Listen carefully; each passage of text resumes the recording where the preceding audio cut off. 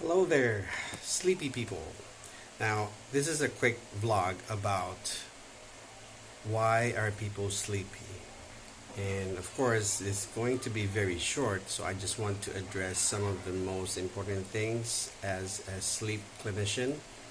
So, this message really is for, or are for, this message is for those who are sleepy, patient-wise or people-wise, not for clinicians.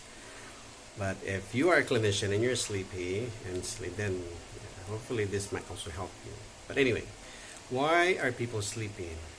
There are two main things. One is either it's your fault or you might need some help. And at the same time, this could be acute or short term, or it could be chronic or long term. So you have to remember these things. So why would it be your fault? It could be your fault if you don't control your intake of caffeine, sugary products. It could be your fault if you eat not on a regular basis, or you also take very long naps, like an hour-long nap during the day or in the afternoon.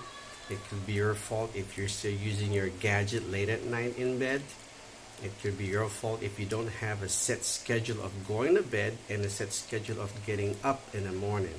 But if you work night shift, then it's also a different story. Okay, but I wanted to make this succinct, very, very short and concise. So it might not be your fault if you do have some form of insomnia. Now, insomnia is when you can't really sleep, but there are different types of insomnia.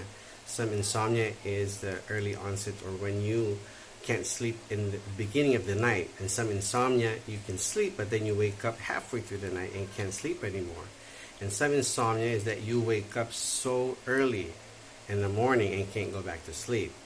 So if you have some types of insomnia, then you need to see a sleep physician to look into your sleep hygiene or how you handle your sleep schedule.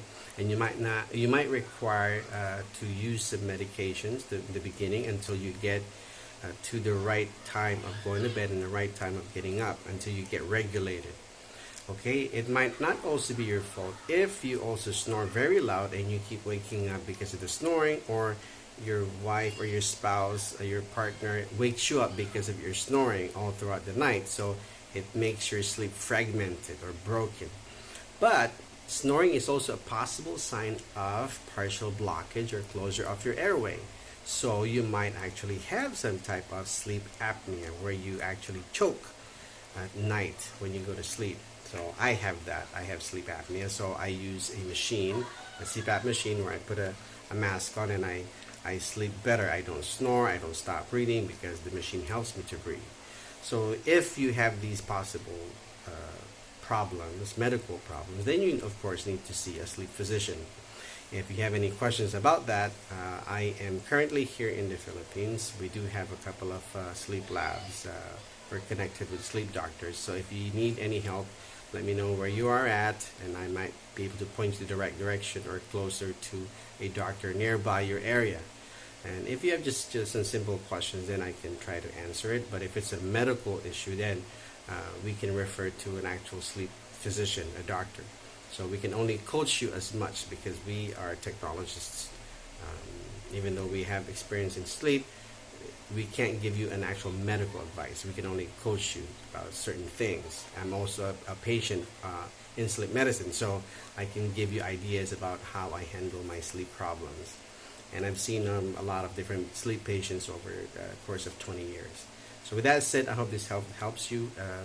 Please forward it to other people who might benefit from it. And if you have questions, feel free to ask. And hope you like this video. Thank you.